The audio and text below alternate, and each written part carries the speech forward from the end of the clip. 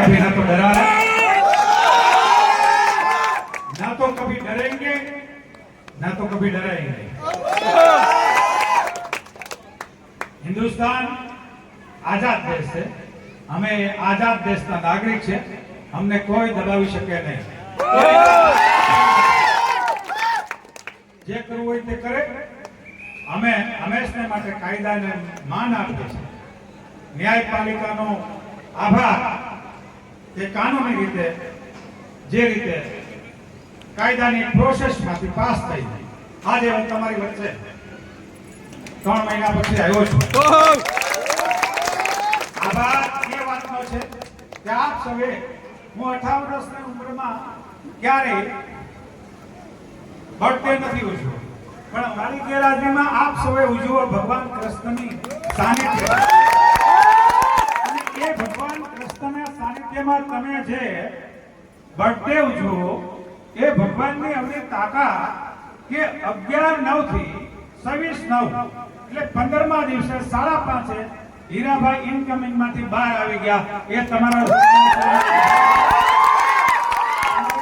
લોકોની શ્રદ્ધા હતી, જેના લીધે ભગવાન કૃષ્ણએ સરપ્રાઈઝ આપી છે આ વિસ્તારને, ગુજરાતને। અને લોકશાહી શું છે એ પણ બંધારણ રીતે ડોક્ટર બાબા સાહેબ આંબેડકરે આપણે બંધારણ આપ્યું। એ બંધારણ મુજબ જ્યારે દેશ વર્તે છે ત્યારે કોઈ પણ ખોટા આરોપો હોય તો પણ ન્યાયપાલિકા હંમેશને માટે છે વિજય આપે। એટલે જ કહું છું કે ફરીને કે સત્યમેવ જયતે। ખાસ કરીને બે જ વાત કરું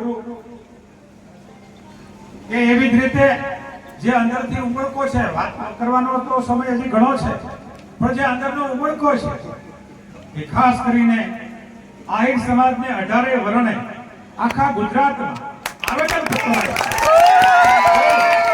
જે આવેદનપત્રોની અસર બંધારણીય રીતે સરકાર ઉપર થતી હોય કે થઈ છે, એટલે તમારો ખૂબ ખૂબ આભાર। સુરત હોય, તળાજા હોય, જુનાગઢ હોય, અમરેલી હોય, જામનગર હોય, કચ્છ હોય, પાટણ હોય, તમામ જગ્યાએ આવેદનપત્ર અપાણા હોય। આ કદાચ ગુજરાતનો પ્રથમ કિસ્સો હશે। એમના પાયાના તમે બધા કાર્ય કરો છો, કેટલાય સમયથી તમે રાહ જોઈને બેઠા છો। તમારા સૌનો ખૂબ ખૂબ આભાર માનું છું। અને મુસ્લિમ બિરાદરોએ પણ એટલી દુઆઓ અને દવાઓ કરી છે એ પણ હું જાણું છું, એમનો પણ હું આભાર માનું છું।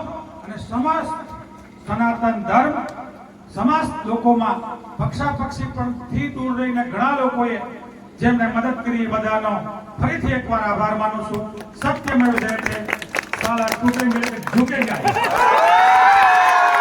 Thank you. આપ સૌ આપણી જગ્યાએ બેસી જાઓ એટલે આપણો આગળનો કાર્યક્રમ ચાલુ કરીએ। એટલા માટે વચ્ચેથી આપવામાં આવ્યો હતો। હવે